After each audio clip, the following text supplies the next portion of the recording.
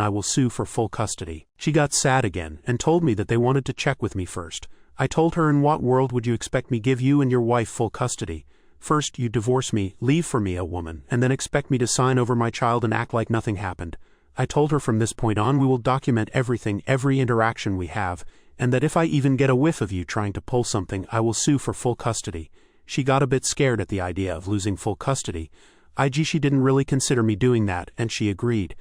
I then told her not to paint this picture of a picture-perfect queer family that they are trying to do, because that is not going to happen.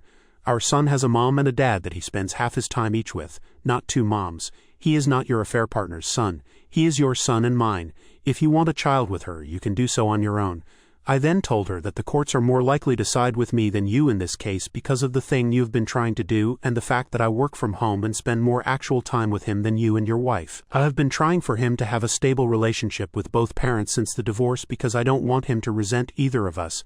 But if you try to remove me from his life, I will sue for full custody and deal with any resentment he has for either for us. I didn't want to argue anymore, and I left the room.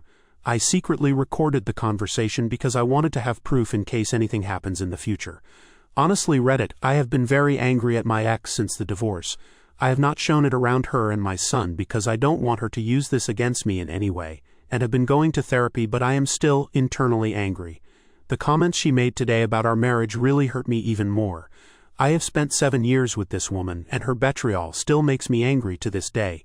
When I got home, I contacted my lawyer friend, and he again reiterated that they would have to kidnap him.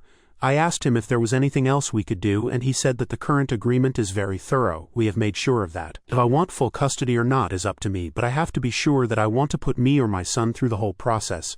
I don't want my son to grow up without either of his parents, as that is just not healthy for him. That is why I want Sue for full custody now. If they are stupid enough to kidnap him, I'm sure they are not. Then the law sides with me anyway. I know what position her partner is at their workplace, so I know they are making good money to leave it all behind for no good reason. As for the passport thing, I have all his documents, and all things such as notifying travel, hospital visits, and others are already in the signed custody agreement. We already have a legal framework for all this.